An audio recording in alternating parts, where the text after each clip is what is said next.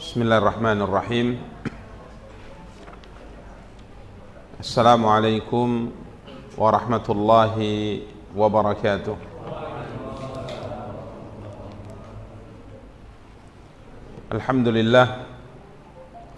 Alhamdulillahi rabbil alamin, wal aqibatu lil muttaqin fala udwana illa 'alal zalimin.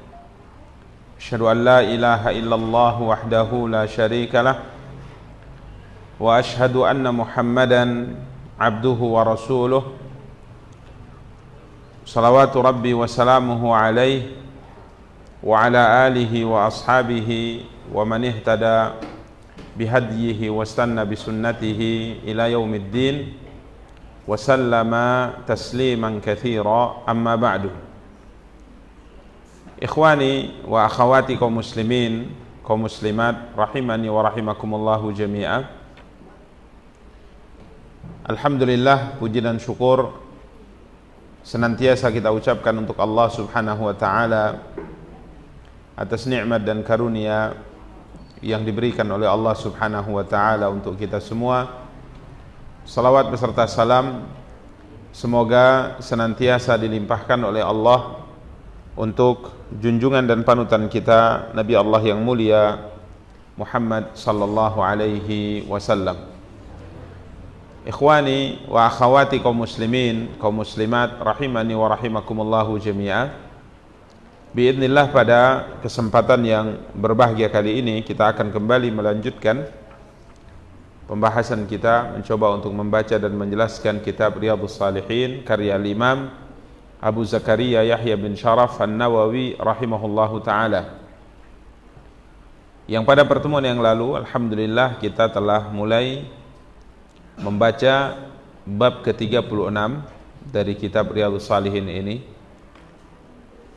bab menafkahi keluarga, di mana alhamdulillah pada pertemuan yang lalu kita telah bacakan dua dalil yang disebutkan oleh Al-Imam An-Nawawi rahimahullah. Yang pertama surat Al-Baqarah ayat 233,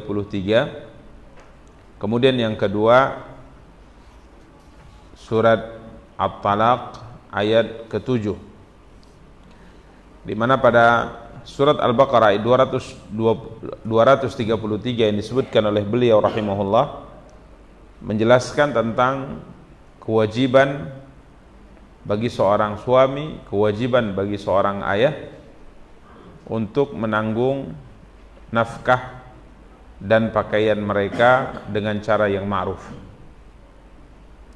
mengisyaratkan tentang kewajiban seorang kepala rumah tangga untuk menafkahi keluarganya, memberikan tempat tinggal kepada mereka, dan juga menanggung pakaian untuk menutupi aurat mereka. Ini telah kita jelaskan pada pertemuan yang lalu, dan cara kewajiban menanggung nafkah ini Allah subhanahu wa ta'ala tidak sebutkan dalam batasan bilangan tertentu, akan tapi Allah mengatakan bil ma'ruf. Kemudian ayat yang kedua yang disebutkan oleh Al-Imam An-Nawawi rahimahullah, surat At-Talaq ayat ke-7, menjelaskan tentang cara menafkahi mereka dengan ma'ruf sesuai dengan kelapangan yang Allah subhanahu wa ta'ala berikan. Allah subhanahu wa ta'ala berfirman, liyunfiq dhu sa'atin min sa'atih wa man qudira alaihi rizquhu falyunfiq mimma atahullah la yukallifullahu nafsan illa ma ataha. Hendaklah orang yang mempunyai keluasan memberi nafkah menurut kemampuannya. Ya, artinya pada pertemuan yang lalu telah kita jelaskan bahwa tatkala rezeki seorang kepala rumah tangga Allah subhanahu wa ta'ala berikan banyak, Allah lapangkan rezekinya, maka sepatutnya dia juga harus melapangkan nafkahnya kepada keluarganya. Ya, melapangkan nafkahnya kepada keluarganya. Dan pada pertemuan yang lalu kita juga nukilkan praktek langsung dari sahabat Abu Ubaidah Amir ibn Jarrah tatkala Umar bin Khattab mendengar kondisi hidupnya sulit, maka tatkala diberikan kepadanya harta, maka beliau pun kemudian memperbaiki penampilannya, memperbaiki makannya. Kemudian Umar bin Khattab radhiyallahu taala mengatakan bahwa beliau melaksanakan apa yang Allah Subhanahu wa taala firmankan dalam ayat yang mulia ini, liyunfiq tu sa'atin min sa'ati. Hendaklah orang yang mempunyai keluasan memberi nafkah menurut kemampuannya. Namun jika seandainya rezekinya ditakdirkan oleh Allah Subhanahu wa taala terbatas, sempit, maka Allah Subhanahu wa taala berfirman, "Wa man qadara 'alaihi rizquhu falyunfiq mimma ataahu Allah." Dan orang yang terbatas rezekinya hendaklah memberi nafkah sesuai dengan harta yang diberikan oleh Allah Subhanahu wa taala kepadanya. La yukallifullahu nafsan illa ma ataha. Allah tidak membebani kepada seseorang melainkan sesuai dengan apa yang diberikan Allah kepadanya. Ini dua dalil yang alhamdulillah telah kita bacakan dan telah sedikit banyaknya kita jelaskan pada pertemuan yang lalu. Sekarang kita akan masuk dalil yang ketiga sudah. Baik, kita akan masuk dalil yang ketiga. Beliau bawakan sebahagian daripada potongan ayat yang difirmankan oleh Allah Subhanahu wa taala dalam surat Saba ayat 39. Allah Subhanahu wa taala berfirman, A'udzu billahi minasyaitonir rajim. Qul inna rabbi yabsutur rizqa liman yasha'u wa yaqdiru lah. Wa ma anfaqtum min syai'in fahuwa yukhlifu. Katakanlah ya Muhammad, sesungguhnya Tuhanku melapangkan rezeki bagi siapa yang dikehendakinya di antara hamba-hambanya dan menyempitkan bagi siapa yang dikehendakinya. Ini ketetapan dari Allah Subhanahu wa taala, sehingga dalam kehidupan kita lihat ada orang-orang yang Allah Subhanahu wa taala benar-benar lapangkan rezekinya. Benar-benar Allah lapangkan rezekinya. Ada juga kita dapati Allah lapangkan rezekinya, yakni tidak sebanyak orang yang pertama.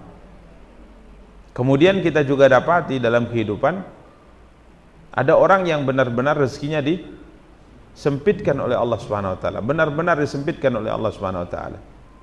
Maka Allah Subhanahu wa taala menjelaskan di sini, "Qul inna rabbi yabsutur rizqa liman yasha'u min ibadihi wa yaqdiru lah."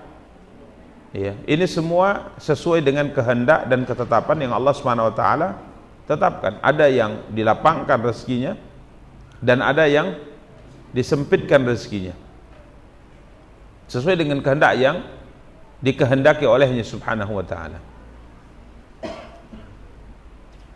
Para ikhwah dan akhwat yang dimuliakan dan dirahmati Allah, tentunya semuanya sesuai dengan hikmah, sesuai dengan kebijaksanaan yang dimiliki oleh Allah Subhanahu wa taala. Dan kedua-duanya sebenarnya sedang diuji oleh Allah Subhanahu wa taala. Yang dilapangkan rezekinya diuji apakah ia bersyukur atau kufur terhadap nikmat yang Allah Subhanahu wa taala berikan kepadanya. Sedangkan yang disempitkan rezekinya, Allah Subhanahu wa taala sedang menguji dia apakah ia bisa bersabar atau tidak. Dan tentunya kedua-duanya bagi orang yang beriman adalah kebaikan. Kedua-duanya bagi orang beriman adalah kebaikan. Ya. Jadi ini ketetapan yang Allah SWT tetapkan bagi hambanya. Ketetapan ini juga kembali kepada kehendak Allah SWT sampai di akhirat. Jadi di akhirat ada orang yang diberikan oleh Allah rezeki di surga misalnya, rezekinya banyak. Artinya ia diberikan tingkatan yang paling tinggi. Ada rezekinya di surga Allah SWT di tingkatan pertengahan. Ada rezekinya di tingkat yang paling bawah. Ini kehendak dari Allah Subhanahu wa taala. Begitu juga ada yang masuk surga, ada yang dicampakkan oleh Allah Subhanahu wa taala ke dalam api neraka, waliyadzubillah. Karenanya qul inna rabbi yabsutur rizqa liman yasha'u min ibadihi wa yaqdiru lah. Kemudian Allah Subhanahu wa taala menjelaskan ini yang berkaitan dengan bab wa ma anfaqtum min syai'in fahuwa yukhlifu. Ya subhanallah, tatkala kita berbicara tentang konteks pembahasan tentang nafkah yang kita berikan kepada istri kita, kepada anak kita, kepada orang-orang yang berada di bawah tanggungan kita, maka di sini Allah memberikan jaminan, Allah memberikan janji. Wa ma anfaqtum min syai'in fahuwa yukhlifuhu, dan apa saja yang kalian infakkan, Allah akan menggantinya. Dan perlu diketahui kata infak di sini artinya menggunakan. Anfaqa yunfiqu infaqan artinya menggunakan. Harta tadi kalau kaitannya dengan pembahasan syariat artinya dan apa saja yang kalian infakkan, artinya harta yang kalian gunakan untuk kebaikan, Allah pasti akan menggantinya. Ya, mungkin sebagian memahami ayat ini dengan pemahaman yang sempit.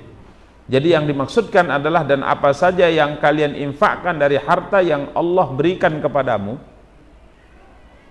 maksudnya untuk memberi makan fakir, miskin, ya, untuk membangun masjid, ini yang Allah SWT akan menggantinya. Tapi sebenarnya ini bahagian daripada pembahasan yang dikandung oleh ayat. Tapi ayat ini sebenarnya luas. Wa ma anfaqtum min syai'in fahuwa yukhlifu, dan apa saja dari harta kamu yang kamu gunakan untuk ketaatan kepada Allah, apapun bentuk ketaatannya. Kalau kita kaitkan dengan nafkah kepada keluarga berarti termasuk. Karena Imam Nawawi rahimahullah membawakan ayat ini dalam pembahasan apa? Bab menafkahi apa? Keluarga. Jadi tatkala kita keluarkan harta untuk nafkah bulanan untuk keluarga kita keluarkan harta kita untuk kebutuhan pendidikan anak kita keluarkan harta kita untuk apa ya, membeli apa, pakaian, menyenangkan, membahagiakan keluarga kita, maka Allah berjanji di sini Allah akan menggantinya.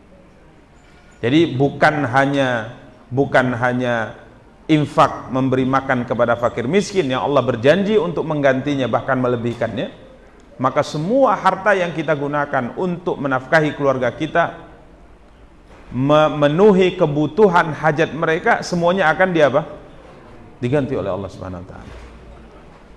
Ini subhanallah. Bahkan harta yang kita gunakan untuk kebutuhan pribadi kita yang itu merupakan ketaatan juga akan diganti oleh Allah Subhanahu wa taala.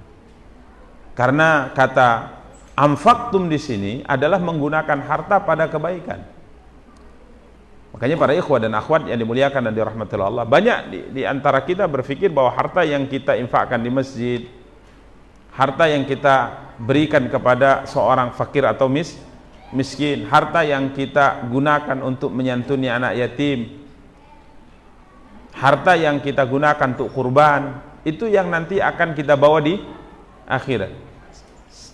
Ini benar, akan tapi tidak terbatas hanya dalam masalah ini. Kita harus menyadari bahwa harta yang kita keluarkan bulanan kepada keluarga kita, itu juga nanti kita akan mendapatkan apanya? Hasilnya. Ya, jadi jangan menyangka kalau kita keluarkan harta kepada, jangan kita sangka kalau kita keluarkan harta untuk keluarga kita hilang begitu saja, tidak. Bahkan ini masuk dalam janji yang disebutkan oleh Allah Subhanahu wa taala pada ayat yang mulia ini. Makanya para ikhwah dan akhwat yang dimuliakan dan dirahmati Allah, tinggal meluruskan apa? Niat saja. Tinggal meluruskan niat. Ya.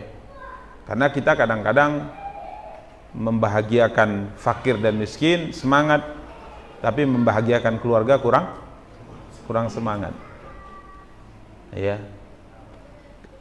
Kalau infak untuk yang kita sebut umum-umum tadi itu semangat sekali, tapi kalau untuk memenuhi kebutuhan keluarga kikirnya luar biasa, terbalik ini. Karena kedua-duanya sebenarnya masuk dalam keumuman ayat. Karenanya Imam Nawawi memasukkan ayat ini dalam pembahasan nafkah kepada apa? Kepada keluarga. Wa ma anfaqtum min syai'in fahuwa yukhlifuhu. Jadi kalau seandainya setiap pagi disebutkan dalam sebuah riwayat ada malaikat yang berteriak kemudian mengatakan Allahumma, nanti ada hadisnya, Allahumma a'ti munfiqan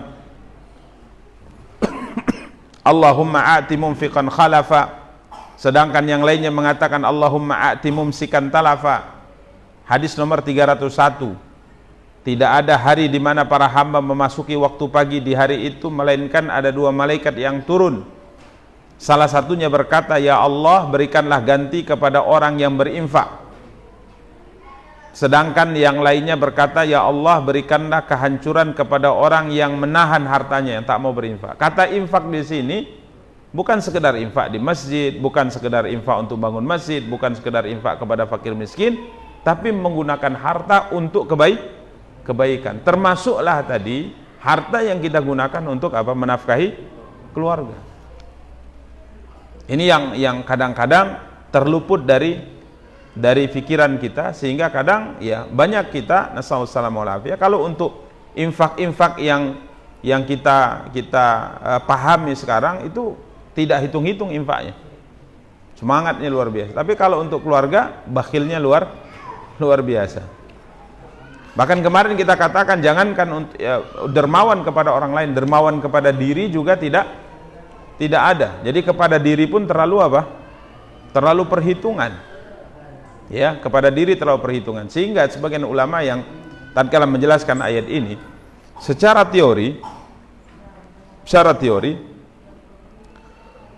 tatkala kita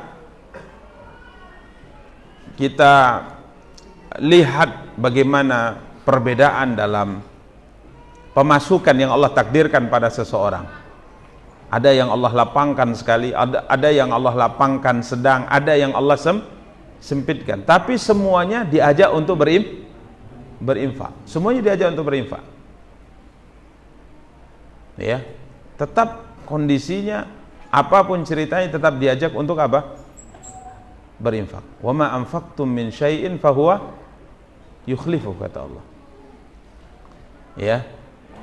Karena para ikhwah dan akhwat yang dimuliakan dan dirahmati oleh Allah Subhanahu wa taala, ini mesti ya kita pahami dengan baik bahwa apapun dari harta kita yang kita gunakan untuk fisabilillah, untuk ketaatan kepada Allah Subhanahu wa taala, maka Allah Subhanahu wa taala akan menggantinya. Baik menggantinya di dunia maupun menggantinya di mana? Di akhirat. Jadi jangan kita sangka bahwa ya kalau kita royal misalnya, kita sebut tadi bahwa sebagian ulama menjelaskan bahwa yang terpenting bagimu itu bukan memikirkan berapa pemasukanmu, akan tapi yang harus engkau pikirkan seberapa banyak yang kau gunakan untuk ketaatan kepada Allah. Itu teori ekonomi yang bagus. Jadi tidak memikirkan uang masuk, tapi memikirkan uang keluar. Ya, karena kalau mikirnya uang masuk, stres kita. Uang keluar untuk apa ini? Untuk ketaatan. Dan para ulama katakan bahwa tatkala seorang itu dermawan, Allah malah lapangkan. Dan ini fakta. Semakin royal dia untuk ketaatan dalam menggunakan harta, semakin banyak apanya? Semakin banyak hartanya. Bahkan coba lihat misalnya Abdurrahman bin Auf, lihat Abu Bakar, lihat Umar bin Khattab yang semangat kali untuk apa? Berinfak, menggunakan hartanya untuk kebaikan, fisabilillah. Ya begitu habis, balik lagi, begitu habis, balik lagi. Yang susah itu kan yang kita tahan-tahan. Akhirnya itu saja. Hari-hari dihitung ya nggak nambah-nambah juga. Segitu aja hartanya. Maka para ikhwah dan akhwat yang dimuliakan dan dirahmati Allah, yang harus kita pikirkan adalah bagaimana mengeluarkan uang tadi untuk ketaatan kepada Allah, dan tidak berpikir kalau pemasukan itu tugas Allah, mungkin bahasanya. Allah yang berjanji kepada kita, fa huwa yukhlifuhu. Sedangkan kewajiban kita adalah bagaimana kita gunakan harta yang Allah amanahkan ke kita untuk apa? Untuk infak, untuk menggunakannya dalam ketaatan kepada Allah Subhanahu wa taala. Kembali ke poin permasalahan, intinya harta yang kita gunakan untuk menafkahi keluarga ini termasuk infak yang Allah berjanji untuk apa? Menggantinya, baik dunia maupun akhirat. Ya kalau tidak diganti di dunia, Allah pasti ganti di mana? Di akhirat. Tapi mau kita gimana? Dunia akhirat. Karena kita kalau sistem ekonominya ingin mengeluarkan pakai modal, menggunakan modal sekecil-kecilnya, tapi untungnya sebesar-besarnya. Dan secara sistem teori ekonomi nggak bisa juga kan? Modal besar untungnya pasti besar, modal kecil pasti untungnya apa? Kecil. Itu sudah teori ekonomi seperti itu. Ini dalil ya yang harus kita renungkan, bahwa apapun yang kita berikan kepada keluarga kita, anak istri kita untuk kebutuhan mereka, pasti Allah menggantinya. Makanya jangan malas-malas, jangan pikir-pikir kalau sudah ada tanggungan bulanan, kasih sudah.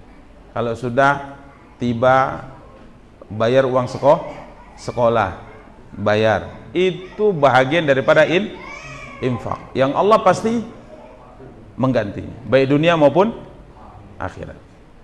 Kadang adanya uang kita tapi dicicil, adanya uang kita tapi kita apa? Cicil, karena bakhil tadi mungkin ya.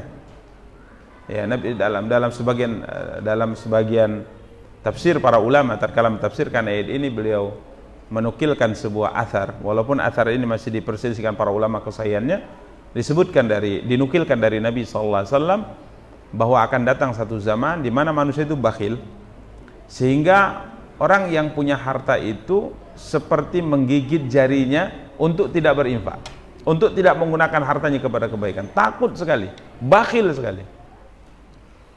Jadi seperti menahan tangannya untuk tidak berbagi, untuk tidak menunaikan kewajiban itu, seperti menggigit jari-jarinya supaya tidak digunakan untuk infak. Itu di akhir zaman kata Rasulullah SAW. Dan kita sebutkan kemarin bahwa bakhil yang paling bakhil itu termasuk bakhil kepada diri. Jangankan kepada anak istrinya, kepada orang lain, kepada dirinya pun dia apa? Bakhil. Makanya kemarin kita ingatkan bahwa Allah SWT sangat senang apabila nikmat yang Allah berikan kepada seorang hamba terlihat pengaruhnya dalam kehidupan. Semakin lapang rezekinya, bajunya semakin bagus, sandalnya semakin bagus. Ini terlihat ya, terlihat. Dan ini fikih Islam ya, ini fikih Islam. Tapi tujuannya bukan untuk bangga-bangga, bukan. Tapi untuk membuat Allah ridha sebagai bentuk syukur kita kepada Allah Subhanahu wa taala. Tapi tentunya jangan, kita ingatkan kemarin, jangan israf.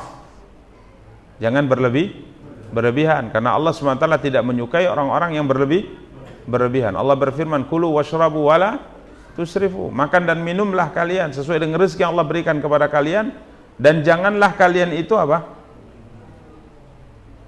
Jangan berlebihan. Taib. Kemudian kita masuk dalil dari hadis Abu Hurairah, nomor hadis 295. Dari Abu Hurairah, beliau berkata, Rasulullah sallallahu alaihi wasallam bersabda, "Dinarun anfaqtahu fi sabilillah." Dinar yang kau nafkahkan di jalan Allah. Wa dinarun anfaqtahu fi raqabah. Satu dinar yang kamu nafkahkan untuk memerdekakan budak. Yani sekeping dinar. Kalau kita mungkin kalau dinar kan terlalu besar saat ini ya. Satu dinar itu berapa? 4, sekian gram emas 24 karat ya. Yang dahulu satu dinar ini bisa untuk beli seekor kambing ya. Mungkin kita katakan 10.000, 20.000, 100.000 yang engkau gunakan untuk yang kamu nafkahkan di jalan Allah. Wa dinarun anfaqtahu fi raqabah. Satu dinar yang kamu nafkahkan untuk memerdekakan budak. Wa dinarun tasaddaqta bihi ala miskin. Satu dinar yang kamu sedekahkan kepada orang miskin. Wa dinarun anfaqtahu ala ahlik. Dan satu dinar yang kamu nafkahkan untuk apa? Keluargamu. Kemudian Nabi bersabda, berarti ada berapa ini? Pertama, 1 dinar fisabilillah, di jalan Allah. Mungkin jihad, ya, untuk jihad, untuk berperang, untuk membeli kendaraan perang, untuk memberi alat perang, untuk membiayai orang-orang yang berjihad di jalan Allah Subhanahu wa taala. Ini yang pertama. 1 dinar juga kita infakkan untuk membebaskan seorang budak. Dan ini pahalanya sangat besar. Ya, pahala jihad luar biasa, pahala membebaskan budak juga luar biasa.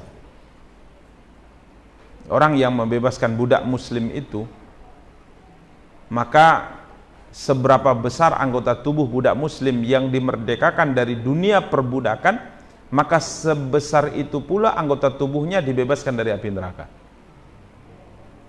Jadi kalau dahulu ada budak, kita merdekakan 1 orang, dari ujung rambut sampai ujung kaki dia muslim, sudah kita merdekakan, maka dari ujung rambut sampai ujung kaki kita Allah selamatkan dari api neraka. Jadi pahalanya sangat besar. Kemudian 1 dinar yang engkau sedekahkan, yang ketiga 1 dinar yang engkau sedekahkan kepada orang miskin. Jadi ada orang miskin kesusahan hidup, kita kasih 1 dinar kepada mereka. Ini yang ketiga, dinar yang ketiga. Jadi dinar pertama, dinar kedua, dinar ketiga. Kemudian dinar yang keempat, kita punya 4 dinar ini. Dinar yang keempat yang kau nafkahkan untuk apa? Keluargamu.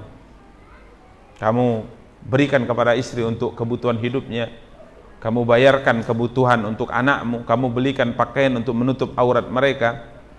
Maka dari 4 dinar yang semuanya engkau gunakan untuk ketaatan kepada Allah itu, Nabi subhanallah luar biasa, a'zamuha ajran alladhi anfaqtahu ala ahli.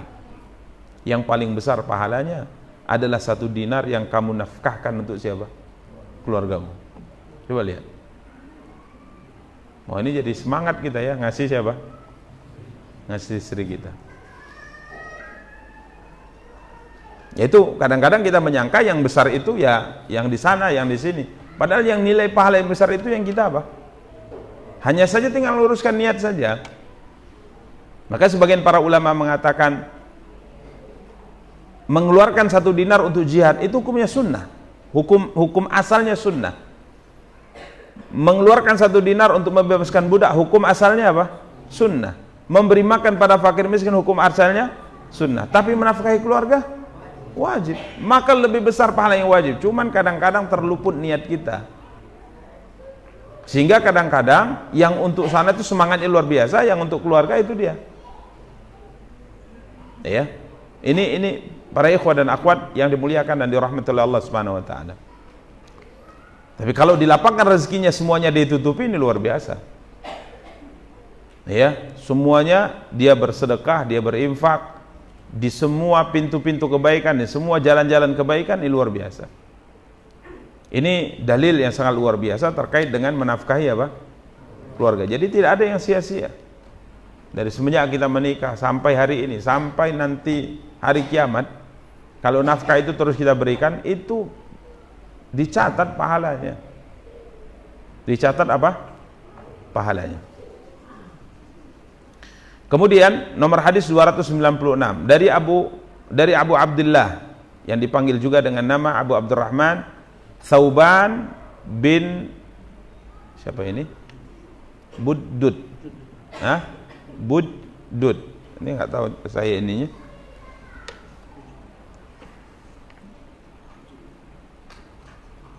Iya. Bujdud. Ya. Abu Abdurrahman atau Abu Abdullah Thauban. Maula atau mantan budak sahaya yang dimerdekakan oleh Rasulullah SAW. Beliau berkata, telah bersabda Rasulullah, afdalu dinarin, kurang lebih sama, tapi ada beberapa tambahan faedah. Afdalu dinarin yunfiqu rajul dinar yunfiqu ala iyalih. Dinar terbaik yang dibelanjakan oleh seseorang adalah dinar yang dia nafkahkan untuk keluarganya. Kemudian yang kedua, dinarun yunfiqu ala dabbatihi fisabilillah. 1 dinar yang dia nafkahkan untuk kendaraannya di jalan Allah. Jadi ada kendaraan jihad, kata sebagian para ulama dalam mensyarah. Misal kita punya kuda kita persiapkan untuk berperang di jalan Allah. Maka harta yang kita habiskan untuk memelihara kuda ini masuk dalam nafkah atau penggunaan harta terbaik setelah nafkah kepada keluarga. Bahkan para ulama berlanjut, kata dabbati fisabilillah, fisabilillah ini umum, maka dikaitkan juga dengan kendaraan masa kini. Jadi kalau kita punya sepeda motor, kita punya mobil, yang kita habiskan uang untuk kendaraan ini, yang kita gunakan untuk kebaikan, ketaatan kepada Allah, ini juga terbaik kedua setelah nafkah kepada apa? Keluarga. Jadi kalau kita punya mobil, kita isi BBM, habis berapa? Taruhlah 100.000, habis 100.000, itu nggak sia-sia. Kalau kendaraan tadi kita gunakan untuk ketaatan kepada Allah, tinggal luruskan apa? Niatnya saja untuk apa? Misalnya, ngisi 100.000 untuk pengajian malam Kamis, ya, itu tidak hilang. Bahkan ini harta terbaik kedua setelah nafkah apa? Keluarga. Masya Allah ya. Tinggal ya niat. Makanya para ulama kita mengatakan, kalau sebagian orang mengatakan hidup di dunia itu harus seimbang kita, 50 untuk akhirat, 50 untuk dunia. Enggak, kita sebagai seorang muslim 100% untuk apa? Akhirat. Tapi bukan berarti kita tinggalkan dunia, tidak. Tapi dunia kita niatkan untuk akhirat semuanya.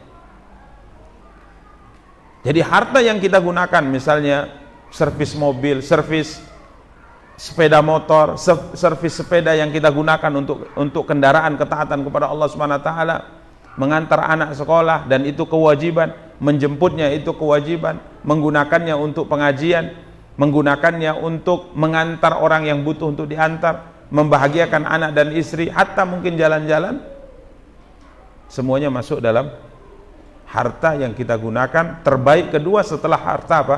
Nafkah kepada apa? Keluarga. Ini Islam. Dinarun yunfiquhu ala dabbatihi fi sabilillah, wa dinarun yunfiqu ala ashabi fi sabilillah. Kemudian yang ketiga adalah 1 dinar yang dia belanjakan untuk para sahabatnya di jalan Allah. Jadi dia berangkat berjihad, dia punya teman-teman, dia tanggung bekalnya, makannya dia tanggung. Atau mungkin perjalanan kebaikan apapun, dia sebagai apa? Pemodalnya, dia donaturnya. Ini adalah harta terbaik ketiga yang disebutkan hadis dari Sauban, diriwayatkan oleh Imam Muslim. Karenanya para ikhwah dan akhwat yang dimuliakan dan dirahmati oleh Allah Subhanahu wa taala, kadang-kadang kita menyangka ibadah itu hanya dalam satu pintu dan satu jenis saja. Padahal ibadah itu sangat lapang. Ibadah itu sangat luas. Sampai disebutkan dari Ka'ab bin Ujrah, suatu hari Nabi SAW dengan para sahabat duduk melihat seorang sahabat lewat, badan kuat, jalan semangat, bahkan disebutkan yatasabbabu araqan, dia baru kerja untuk mengais rezeki, cari nafkah, itu semangatnya luar biasa, sampai bercucuran apa? Keringatnya. Dia habiskan pikiran dan tenaganya untuk mengumpulkan nafkah. Maka apa komentar para sahabat? Apa kata para sahabat? Hadis diriwayatkan Imam Tabrani. Para sahabat kala itu mengatakan, setelah melihat bagaimana ketekunannya, bagaimana semangatnya dalam mencari apa? Nafkah. Tenaganya kuat ini orang, fisiknya kuat, mentalnya kuat. Dia fokus untuk cari apa? Harta. Maka para sahabat mengatakan, ya Rasulullah, lau kana hadza fi sabilillah. Ya Rasulullah, jika seandainya tenaganya, semangatnya, kekuatannya diarahkan atau digunakan untuk berjihad di jalan Allah. Ya, seakan-akan para sahabat mengecilkan ya. Ini orang punya tenaga kuat, ini orang punya semangat, tapi semangatnya cuma cari uang saja, nafkah saja. Kenapa tidak berjihad?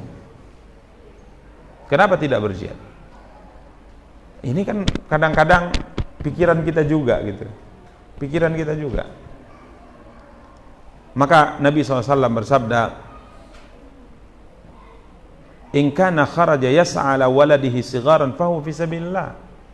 Kalau seandainya dia keluar dari rumahnya dengan tenaganya, dengan semangatnya, dengan pikiran dan tenaganya untuk menafkahi anak-anaknya yang masih kecil, sama saja dia jalan Allah, sama saja pahalanya seperti berjihad, Masya Allah. Kemudian Nabi SAW mengatakan, wa in kana kharaja yas'a ala bawaini saykhaini kabiraini fahu fisabilillah. Dan kalau seandainya dia keluar dari rumahnya dengan pikirannya, dengan tenaganya dia curahkan itu untuk mencari nafkah, mencari harta, untuk menafkahi kedua orang tuanya yang sudah tua renta, maka dia sama saja berjihad di jalan Allah Subhanahu wa taala. Wa in kana kharaja yas'a ala nafsihi ya'iffuha fahuwa fi sabilillah. Dan kalau seandainya keluar, dia curahkan pikiran dan tenaganya untuk cari harta supaya ia bisa menjaga kehormatan dirinya sehingga tidak meminta-minta kepada orang yang punya harta, maka dia berada di mana? Fi sabilillah. Ini subhanallah. Jadi kadang-kadang kita harus punya harta untuk supaya menyelamatkan muka kita. Ya, untuk menyelamatkan apa? Muka kita. Sehingga adzan ya? Hah? Ya. Berapa menit lagi? 2 menit ya.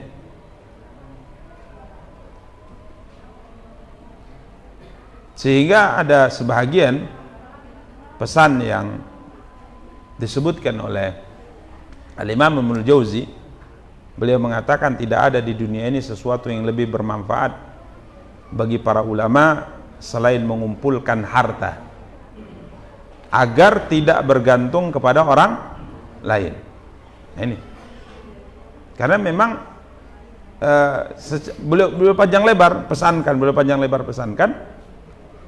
karena beliau mengatakan kebanyakan ulama itu disibukkan dengan ilmu sehingga tidak sempat apa?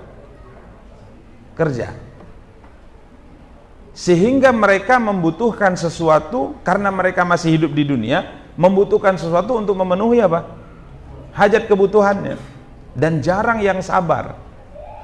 Karena kebutuhan mendesak, jarang yang bisa apa? Sabar. Sehingga apa yang terjadi?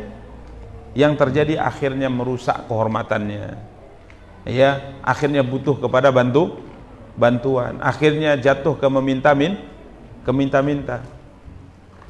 Jadi ini para ikhwah dan akhwat yang dimuliakan dan dirahmati Allah. Jadi jangan sangka bahwa orang yang berjihad fisabilillah itu sekedar orang yang menghunuskan pedangnya melawan orang-orang kafir. Yang cari nafkah untuk anaknya itu juga jihad.